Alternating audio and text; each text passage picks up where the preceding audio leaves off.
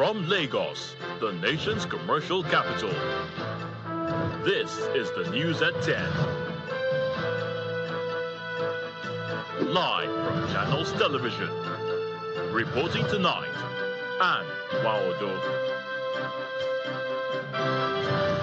Hello and welcome. Tonight, President Bola Tinubu restates commitment of ECOWAS leaders to build a sub-region that works for all as Sierra Leonean President Julius Maada Bio takes over the leadership of the bloc. 4 days after President Tinubu's order to security agencies in Benue State to arrest the perpetrators of Yelawata killings, joint security forces in the state confirmed the arrest of an undisclosed number of suspects. Chief of Air Staff Air Marshal Hassan Abubakar again emphasizes on the need for collaboration among security agencies in order to win the war against insurgents. And the United States says that Iran's nuclear sites have been devastated with its overnight strikes on 3 sites as Iranian government orders the closure of a vital shipping channel, the Straits of Hormuz.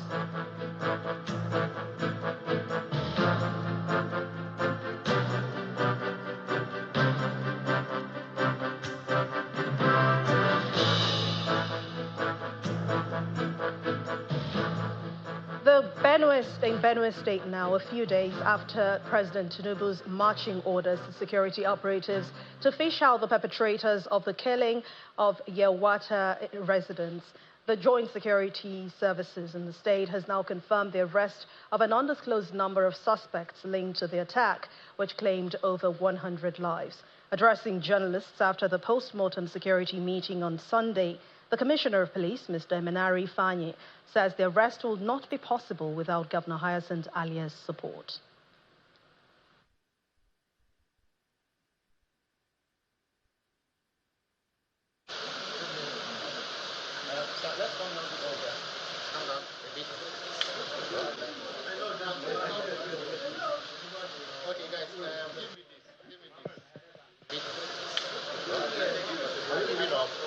I can assure you that a number of the suspects who committed the heinous act are with police.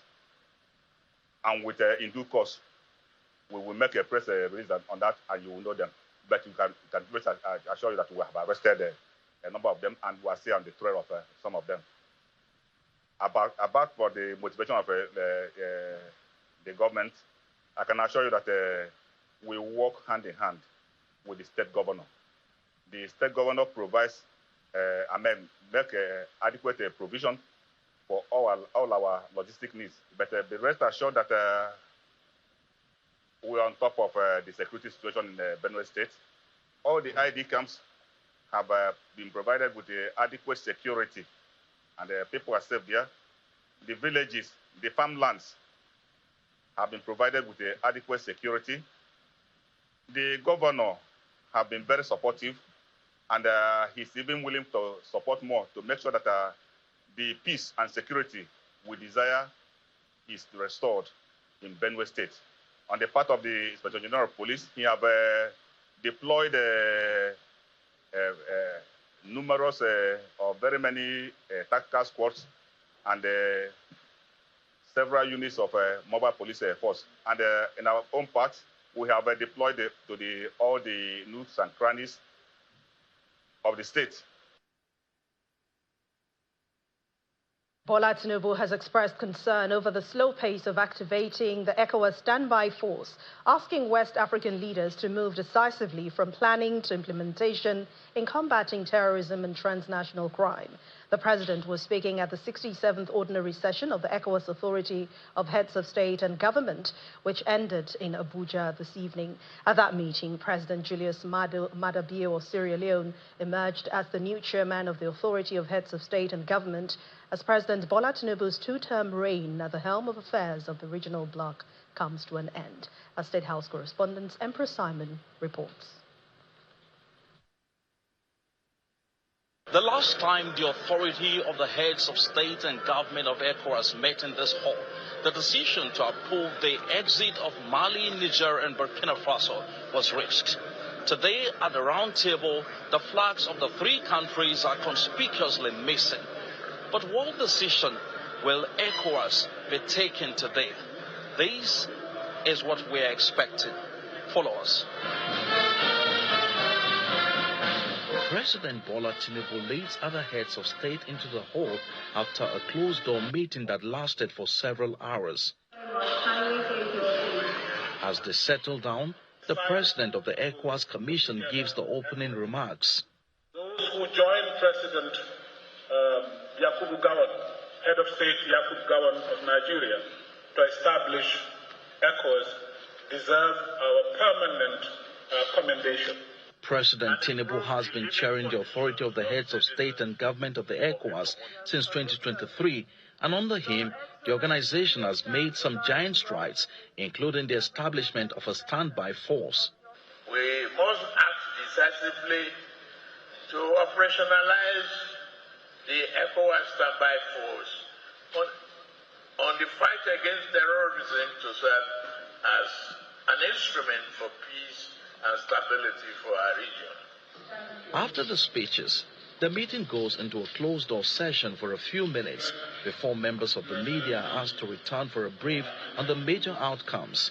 It has been a profound honor and privilege to lead this esteemed body, and I remain deeply humbled by the trust and support you have extended to me throughout my tenure. As I now hand over the mantle of leadership to my great friend and dear brother, His Excellency, President Julius Maada Bio of Sierra Leone,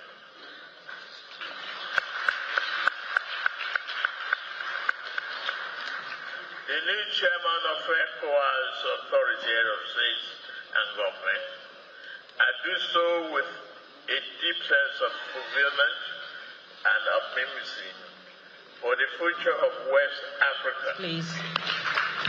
The president then hands over to his successor.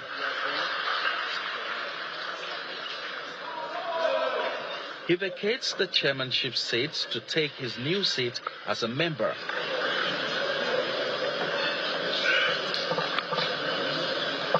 In his inaugural speech, President Julius Maada Bio announces key areas his leadership will focus on in the next 1 year. As chair, I will prioritize 4 key areas. First, restoring constitutional order and deepening democracy. Second, revitalizing regional security cooperation.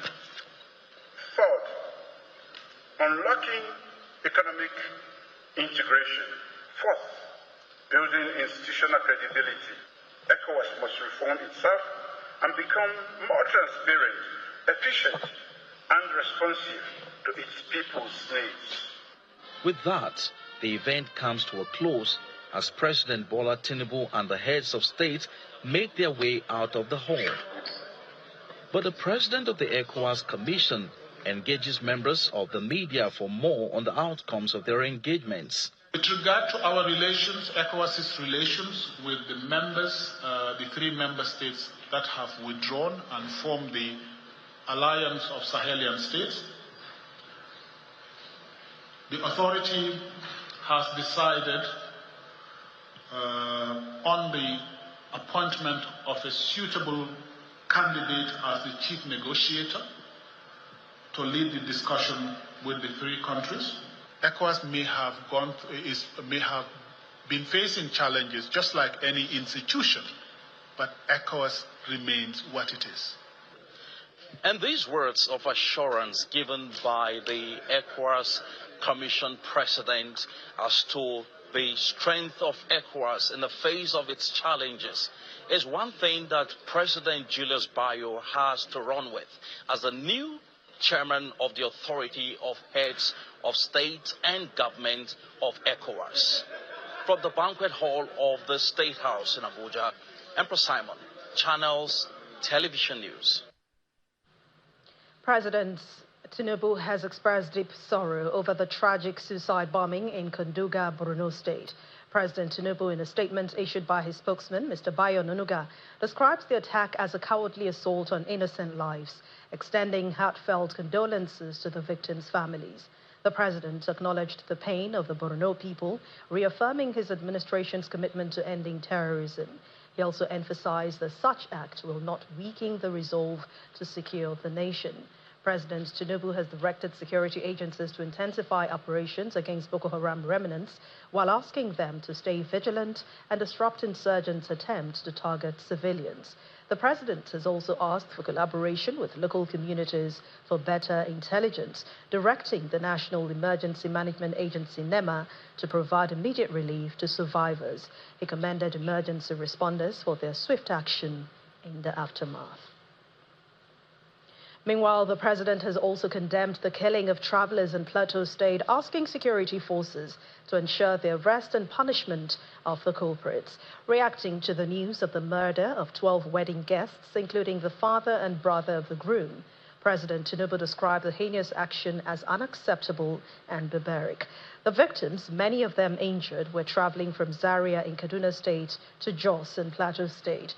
According to the statements by the Special Advisor on Information and Strategy, Bayo Onanuga, President Tinubu has directed the Nigerian police force to work with other security and intelligence agencies to ensure that those responsible for the attack are held accountable. The president has also called for calm, promising not to allow the dastardly act go unpunished. As Nigeria and the West African sub-region battle to confront the menace of terrorism, insurgency, banditry, and other trans-border violent crimes, Nigeria's Chief of Air Staff, Air Marshal Hassan Abubakar, is asking junior military officers to lead with courage and humility in their military career, emphasizing the importance of innovation and critical thinking in modern military warfare. The Air Chief gave the charge while graduating the students of Course 99 of the Armed Forces Command and Staff College in Jaji, Kaduna State, where he asked officers to embrace jointness in their military operations. A total of 258 mid-level military officers from the Armed Forces of Nigeria and some from allied nations commenced training at the Armed Forces Command and Staff College, Jaji, on January 13, 2025. The junior course is designed for officers of the rank of captain or its equivalent, focusing on developing their professional knowledge and understanding to prepare them for increasing responsibilities in staff and command appointments.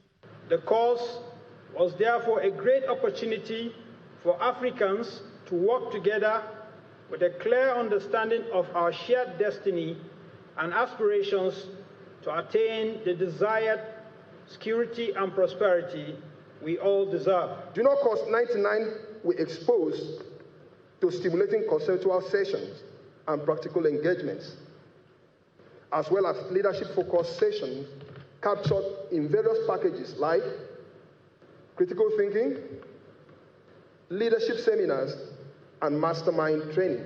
The graduation ceremony marks the end of the rigorous training exercise, which has the Chief of Air Staff, Air Marshal Hassan Abubakar, as the special guest of honor. Hereby confer on you, one and all, the symbol, past Junior Staff Course. Congratulations.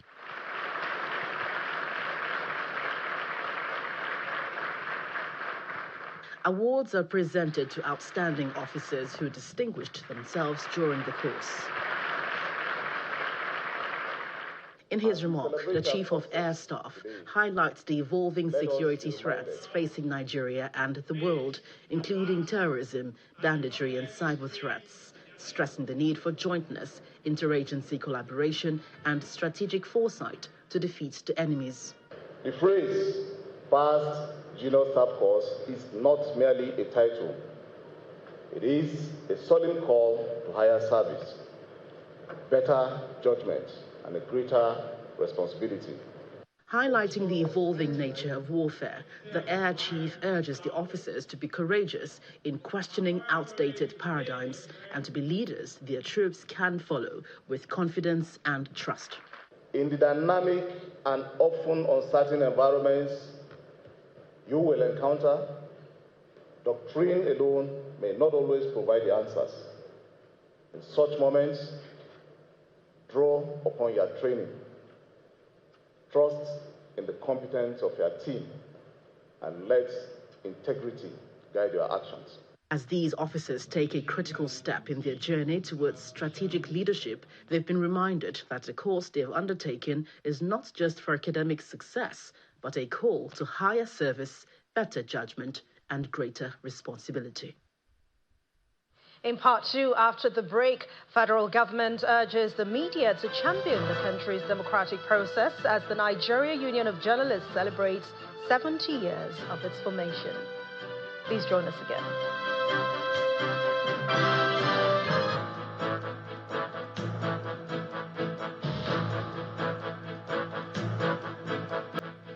Welcome back. If you've just joined us, you're watching the news at 10 on Channels Television, broadcasting live from Lagos. A reminder of our main stories. President Bola Tinubu urges West African leaders to activate the ECOWAS standby force in combating terrorism and transnational crime in the sub-region. 4 days after President Tinubu's order to security agencies in Benue State to arrest the perpetrators of Yelawata killings, joint security forces in the state confirmed the arrest of an undisclosed number of suspects. Chief of Air Staff Air Marshal Hassan Abubakar again emphasizes the need for collaboration among security agencies in order to win the war against insurgents. And the United States says Iran's nuclear sites have been devastated with oversight and overnight strikes on 3 sites as the Iranian government orders the closure of a vital shipping channel, the Straits of Hormuz.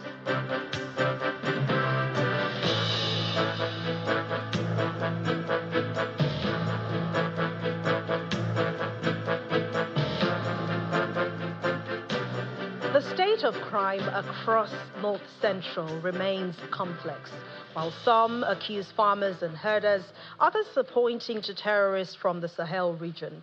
Well, the point that all stakeholders agree to this is that whenever crime goes unpunished, it evolves to impunity. So tonight, we dive into the understanding of more of the path of sustained peace across Nigeria's North Central region.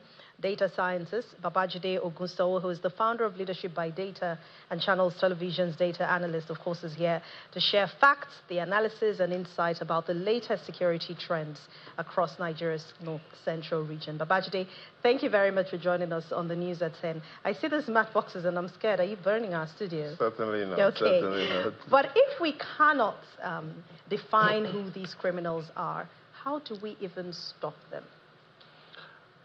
And I really guess that's where we'll probably start from, because the problem we are facing today isn't that we can't define them. The problem is, are we accurately defining them? And there are 3 ways to define what is exactly going on in the North Central. There are some that say this fire is purely caused by farmers-herders clash. And so if it is purely farmers-herders clash, the fire goes off easily because we can end it by looking at the Land Use Act, grazing issues, urban renewal and development concerns, possibly thinking outside the box by even chipping of cows. So clearly some define it as a fire that can go out easily because it is farmers and herders. There are some that say this fire is a bit more dangerous because it is fire caused by A group. terrorists. Okay. And if it's terrorism, then it's more dangerous. And that's because we have to consider changing tactics, we have to consider evolving strategies, and clearly there are a lot more people that will have to be involved. First category, farmers, herders, some define it as purely that, but the bigger fire is terrorism. And here's to the most dangerous fire, which we all have to be worried about. Not farmers, herders, not terrorists, it is terrorists who are hiding behind the mask of herders. That is the challenge.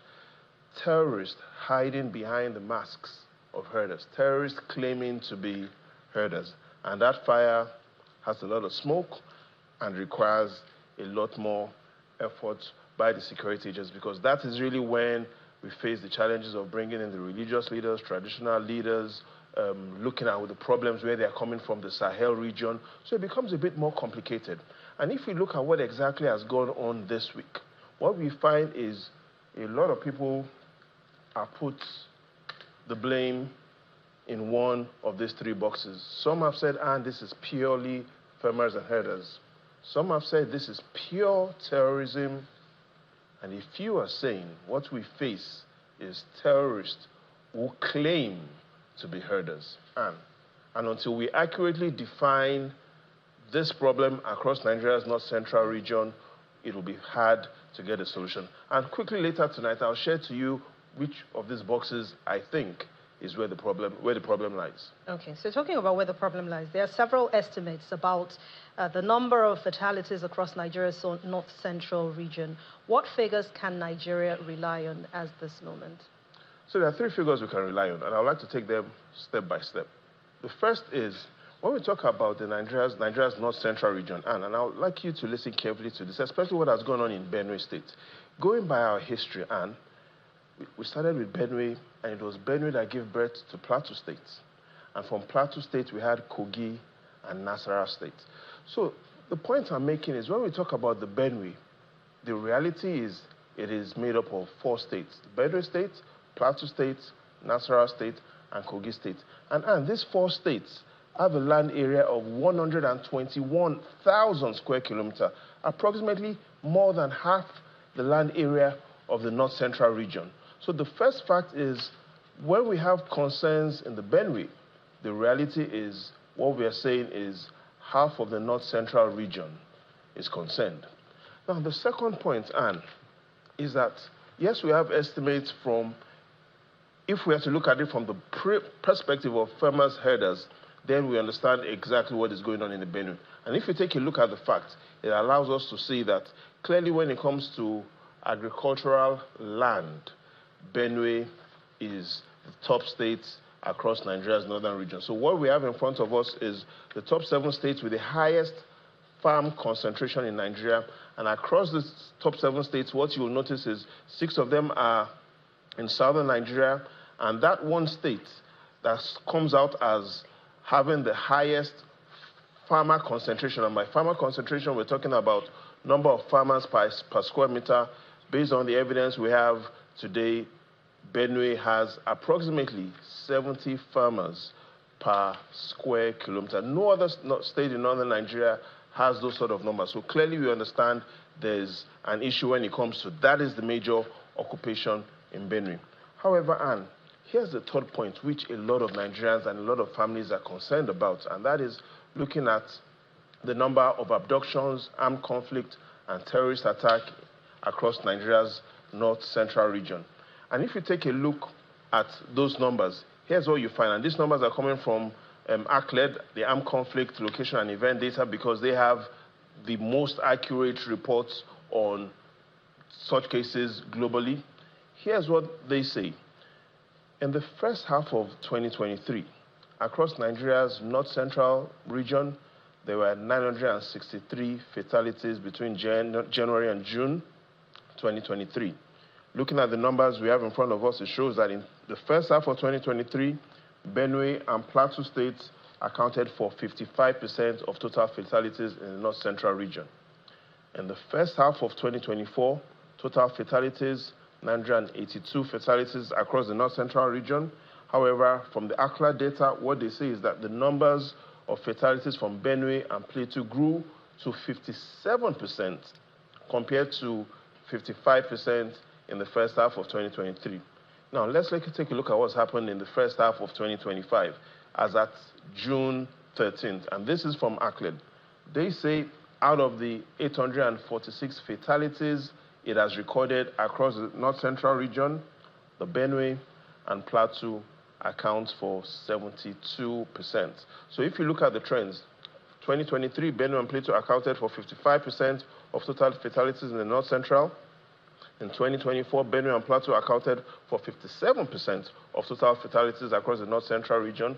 This year, the Benue and Plateau is accounting for 72% of total fatalities across the North Central region. Again, don't forget how I talked about how we should think about it. Benue gave birth to Plateau State, Plateau gave birth to Kogi and Nasarawa State. In all, these 4 states account for more than half of what we classify as the North Central region. But when we look at these things in recent times, how much success has been recorded in fighting terrorists in the country? Now, despite all this bad news, and there is some good news. And if you take a look at the numbers that we have, especially since the president came in May 29, 2025, to date, it shows that we are making some progress, especially looking at what we classify as terrorists taken out of circulation. And by terrorists taken out of circulation, we are looking at the summation of terrorists killed within the last 2 years and terrorists arrested. Those numbers, 20,408. And what does 20,408 mean? It means on an average, we are taking out terrorists of approximately 30 a day. Averagely, 30 terrorists are being taken out every day, killed and arrested. The challenge we have, which is what the Nigerian Armed Forces are saying, is that it seems that a lot of these terrorists, number of those that are coming into terrorism are more than number of those that are being taken out. And so there are concerns that it seems that after all these years and after all these years of killing and arrest, why are all these terrorists not yet dead? And that's because a lot more are coming in from Burkina Faso, Niger, and Mali. So we really have to, again, just as we started, we need to define the problem very accurately. Yeah. But what should security be doing at the moment as we speak? Just very short, very quickly. Before we quickly go into what security should be doing, there are things the security agencies are already doing. The first is they've made it clear that to solve this problem goes beyond just the security agencies. It requires an all-of-society approach. So that's the first thing that is right, which they are doing. The second thing is we seem to see a lot of more creative thinking, a lot of new ideas. One of such ideas is we have to all dialogue on our borders. Should it be fenced or should it not be fenced? What are the consequences if we attempt to fence, and what are the consequences if we attempt not to fence our borders? Finally, looking at what the Chief of Defense Staff said this week, especially when it comes to justice, it's made it clear, without consequences, crime becomes culture. So clearly, everything that is going on in the North Central, there has to be consequences for crime, and that speaks to the judiciary. All right. Thank you very much. I know we have limited time, but we'll talk more in the subsequent news at 10. Oh, yes, we have to look at what exactly is going on across the other 5 regions. Okay, please carry your matchboxes. Anyway, this founder of Leadership by Data and Channels Television's data analyst, thank you very much, Babajide Gusau, for your time on the news at 10. We'll do this again next week. We will. The Minister of Information and National Orientation, Mohammed Idris, is asking the media to take the lead in promoting narratives that reflect the country's democratic progress and achievements in order to nurture and consolidate democratic governance in Nigeria. The minister made the call while speaking at the 70th anniversary and Gala Award night and book dignitaries. Mr. Idris also who represented President Bola Tinubu as a special guest of honor, emphasized the president's long-standing bond with the Nigerian media. As we mark 26 years of continuous democratic governance in our country, the media must champion narratives that reflect the country's democratic gains, stories of institutional reforms, infrastructural development, citizens' engagement, and socio-economic advancement. By constructively spotlighting these milestones, the media not only honors the sacrifices that battered our democracy, but also helps to promote national cohesion and public trust in democratic institutions. In doing so, the media solidifies its role as a key pillar in sustaining and deepening Nigeria's democratic journey. As I have said at many fora, and I will say it here again today, that the Tinubu administration will always be deeply committed to upholding press freedom as a pillar and as a cornerstone of Nigeria's democracy. Still ahead on the news at 10, federal government secures a Heathrow slot for Air Peace, with direct flights between London and Abuja kicking off on October the 26th. Please stay with us.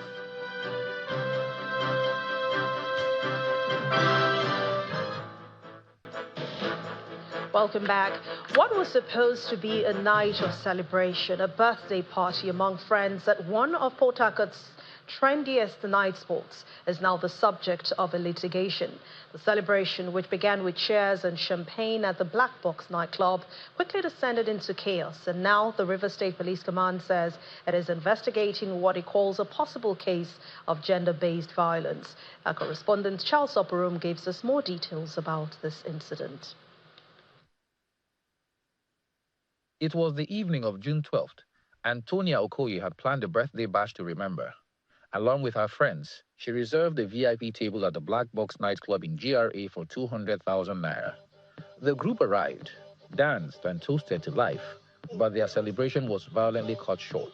Tonia recounts how their evening took a turn when a man known as Mr. Maduba, popularly called Simo, allegedly tried to force himself and his friends into their reserved space. When they declined, the situation reportedly escalated into an unprovoked and brutal assault. They were pushing me out, that I should get out. Immediately, my best friend Juliet was asking that, why are you pushing my friend? Then all of a sudden, all what I saw was he carried a bottle of a Balere drink and rushed her, pursued her and busted it on her head. They were pushing me and pushing the guy out. Amateur video from the Olu Obasanjo police station that night shows the group being addressed by the DPO. In the footage, Seymour is seen denying involvement, but one of the victims can be heard clearly identifying him as the attacker. Something that was not done by me, I will accept. But the people that follow you, who are they? Something that was not done by me. Then who are those people? Do I know them? No. If you hear from this young man, he said the person went to the table and excuse me. Do I know the person? The answer is no. Legal representation for the victims says this is more than just assault. He argues it's part of a wider issue. That was not the only table. There are other tables where you have men, guys all seated, having their own fun and all of that, right? Even mixed, all of that. So this thing didn't happen there. Why? It didn't happen in this particular table. Why? Because they're all a group of girls. That's what it is. It's gender-based, you know. It's sad how most men think. Why you feel probably girls are the weaker vessel and you could easily just intimidate and harass them and all of that. It's really sad. This is what it is. It's gender-based because it couldn't have happened if they were all men. The Rivers Police Command spokesperson confirms that the suspect has been arraigned and the case is now in court. The Commissioner of Police have passion for women, and that's why I don't want this matter to be swept under the carpet. And I want to talk under my capacity as a woman. Myself, I would not allow such matter to be swept under the carpet. The owner of the nightclub has since distanced himself from the incident while condemning the act. Not as a man, that either you have a wife, sisters, nephews, females, it is not proper for you to lift an object onto a fellow woman or onto a lady in general, a woman. So it was not even sitting well with me at all. The alleged assailant, Mr. Okechi Maduba, declined an on-camera interview. Beyond this nightclub incident in the city of Port Harcourt, this incident has once again sparked broader concerns about the safety of women in public spaces and how disputes too often escalate into violence. As the legal process unfolds, the question remains, will justice be served? And will this incident mark a turning point in how the society addresses gender-based violence? Or will it fade, like too many others, into silence? Charles Operum, Channels Television News. And staying in River State, the Hydrocarbon Pollution Remediation Project, better known as HYPREP, has unveiled its midterm performance scorecard today. The project coordinator, Professor Neni Barini Uzabi, presented the report to Ogoni stakeholders during the mid-year forum held in Port Harcourt, the River State capital. Our correspondent Deborah Agbalama reports. 2 years into his tenure, stakeholders from across Ogoni land, including traditional rulers, political leaders past and present, community members at home and in the diaspora, as well as women and youth groups, gathered to hear the midterm progress report of the HYPREP-led remediation project. Delivering the scorecard, Professor Zabi outlined key milestones achieved under the renewed hope administration of President Bola Ahmed Tinubu. Highlights include the completion of 29 out of 65 contaminated sites, the re-award of 5 legacy projects stalled since 2019, the launch of shoreline remediation in 3 coastal areas, and significant progress. And at 85% is the Center of Excellence for Environmental Restoration in Kana local government area. Also noted are the implementation of sustainable livelihood programs in collaboration with international partners, which have empowered over 5,000 Ogoni women and youth through vocational training and starter parks. Additional achievements include the construction of 7 water schemes, specialist hospitals, and widespread medical outreach across the 4 Ogoni LGAs. The cleanup of 1,700 hectares of oil shoreline is 53% completed.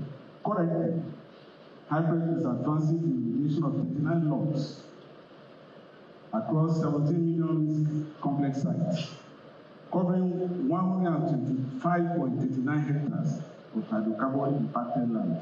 The midterm review has received high praise from stakeholders, with many describing the progress made so far as both promising and impactful. Most times, we will not value what we have. I want to say here, without fear of contradiction, that this is one of our best. It's a thing of pride to us that this little thing we started with UNEP at the time has become something that all the people will be proud of. And we look at it in the future as a pilot of bringing us together and giving us sustainable development. Thank you, and Community voices, including women leaders and local representatives, express optimism about the project's progress while emphasizing the need for sustained commitment to its long-term goals. By my own assessment,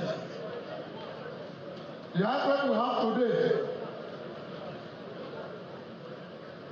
is doing their job with renewed vigor. As the remediation efforts move into its next phase, hopes remain high that the foundation laid so far would lead to lasting environmental recovery and social transformation across Ogoni land.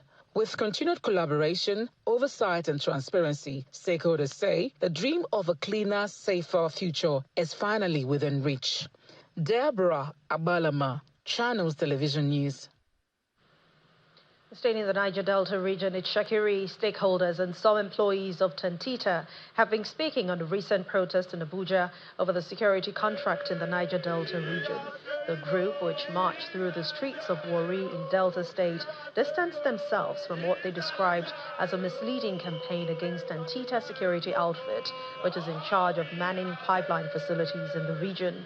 The group issued a strong statement reaffirming its support for the company's efforts in restoring peace and security to the Niger Delta. We are saying no.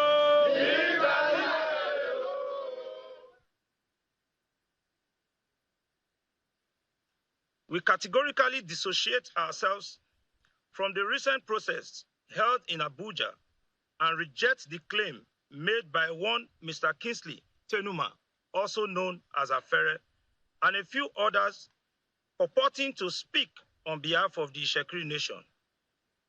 We unequivocally state that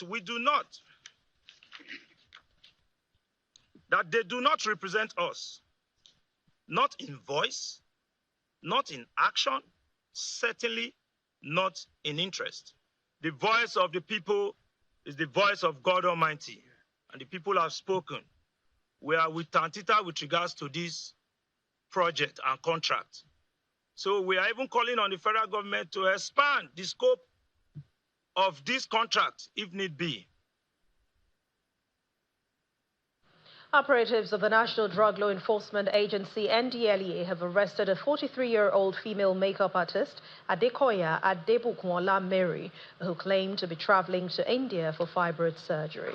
According to a statement by the NDLEA spokesman, Femi Babafemi, the suspect was arrested at the Murtala Mohammed International Airport, Ikeja, Lagos, on June the 16th, 2025, after 2.2 kilograms of cocaine were discovered in a factory-fitted bag.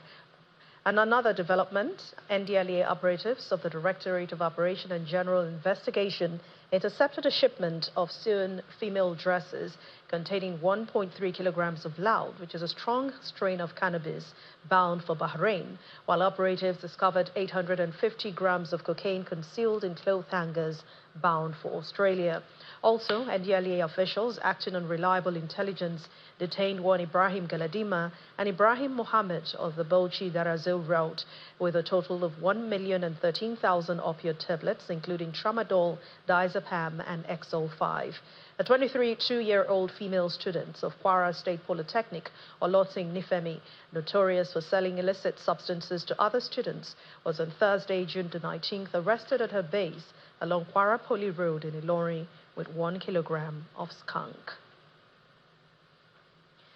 Stanbic IBTC Bank has officially unveiled its newly revamped private banking proposition designed to offer high net worth individuals bespoke financial solutions. The occasion also featured the grand prize presentation of the bank's Save and Enjoy promo, rewarding customers who demonstrated financial discipline with travel opportunities and other exciting prizes. Digital platform. It's an evening of celebration and reward as select esteemed clients and customers of Stanbic IBTC Bank gather for a special occasion in Lagos. This is the institution's private banking media parlay, which also doubles as the maiden edition of the Save and Enjoy promo grand prize presentation. The private banking suite has put together this reward and loyalty event to recognize our clients. It's also our opportunity to reaffirm our commitment to offering you valuable, enriching, wholesome services that enable you, not only create wealth, but sustain that wealth, and you are able to transfer that wealth as a legacy to your loved ones. Stanbic IBTC has rebranded its affluent banking segment to Stanbic IBTC Private Bank, a move designed to offer high net worth individuals a more bespoke, premium experience. This is not just a name change, but a reflection of our commitment to delivering superior, tailored banking experience that meets our customers right at the heart of where they want us to be. In our mission to redefine private banking in Nigeria, we have carefully redesigned our services to deliver a more personalized, secure, and exceptional experience tailored to our top customers in the bank. With a focus on customized banking, wealth advisory, and tailored investment solutions, clients enrolling in the Stanbic IBTC Private Bank proposition gain access to a suite of exclusive financial and lifestyle benefits that go beyond traditional banking. We ensure that we help them to sustain their wealth by investing, acquiring additional wealth and doing other financial things that will help them to move their wealth to the next generation. The event also features the grand prize presentation for winners of the Save and Enjoy promo, where 4 private banking clients were rewarded with open business class flights tickets to the UK, USA, or Canada. Other winners also walked away with exciting prizes, including 5 one-year priority pass access to over 900 lounges and 32 vintage boxes as a reward for their loyalty.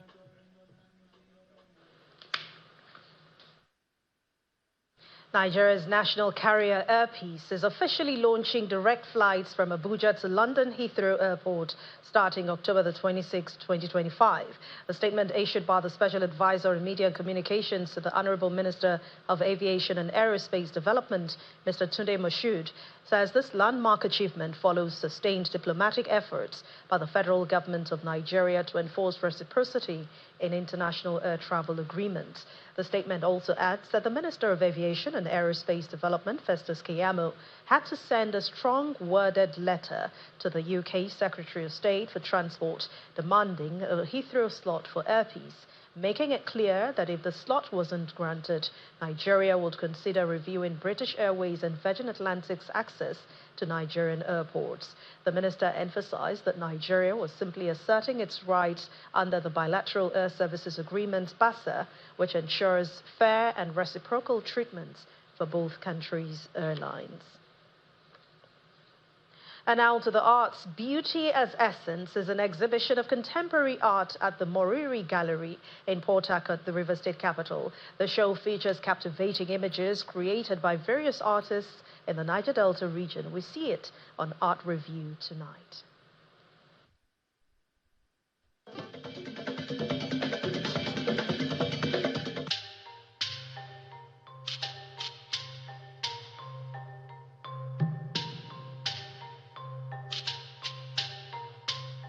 Artists, art enthusiasts, curators, and creme de la creme of the art community thronged to the Moriri Gallery of Contemporary Art in Port Harcourt, the River State capital, to enjoy this group exhibition.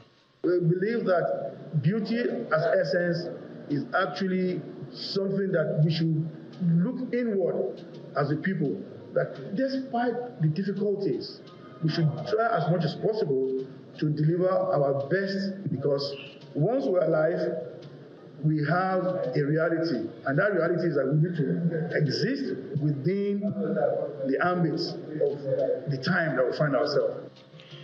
It features a variety of African-themed works of art, mostly branded in acrylic or canvas, as well as other media. This is mixed media.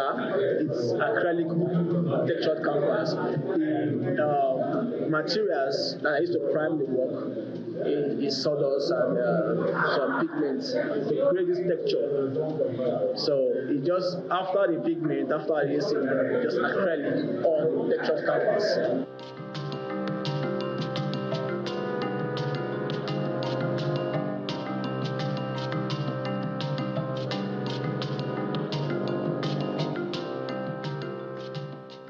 The intricacies in these pieces and issues explored connect with the audience differently.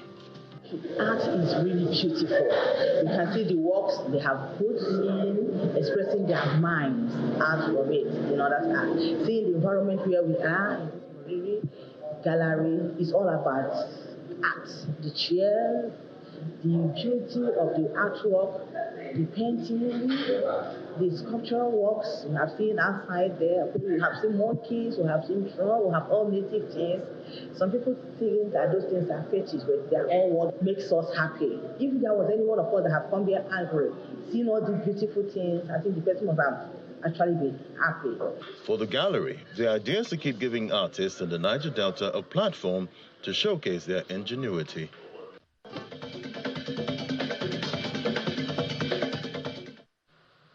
Away from arts to the sports world now. Nigeria's Super Falcons aiming for the 10th Continental Gong at the 13th Women Africa Cup of Nations taking place in Morocco next month in Lisbon, ahead of tomorrow's international friendly against Portugal. US-based defender Michelle Lelozier, Saudi Arabia-based Asley Plumtre, captain Rashida Tajibade, and fellow midfielders Halimatu Ainde, Jennifer Echengene, and Tony Payne, Esther Koronkwo, Riesola Babajide will team up with the team at the training camp in Portuguese capital. Monday's encounter will take place at the Jose Gomez Stadium in Amadora in Lisbon, and it will commence at 7 p.m. Nigerian time.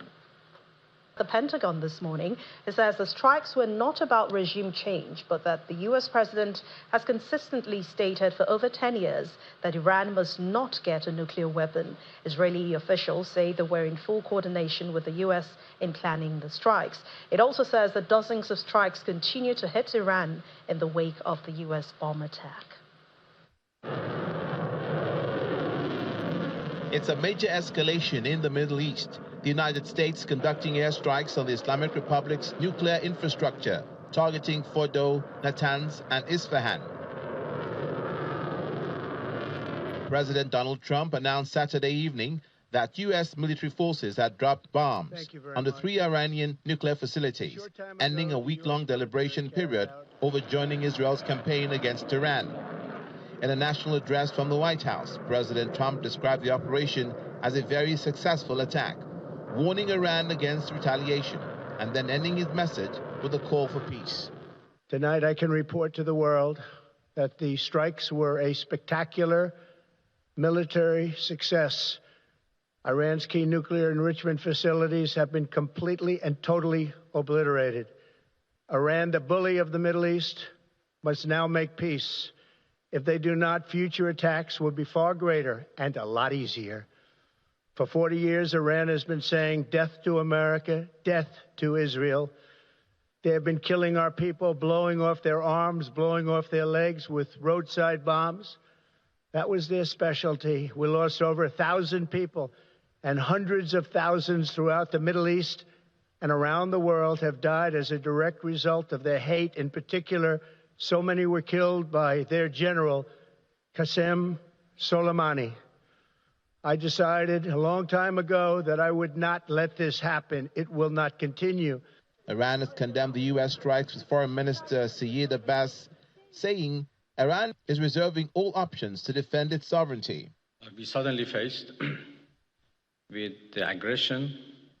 He says U.S. attacks will have everlasting consequences, as America has committed a grave violation of the UN Charter as a member of the UN Security Council. He accuses President Trump of betraying and sabotaging ongoing negotiations. However, Israel has welcomed the U.S. involvement, with Israeli Prime Minister Benjamin Netanyahu saying President Trump's bold decision will change the course of history. In the meantime, Iran and Israel continue to trade fire, with Israel saying it hit dozens of military targets, and the Iranian Red Crescent accusing Israel of hitting hospitals and medical centers.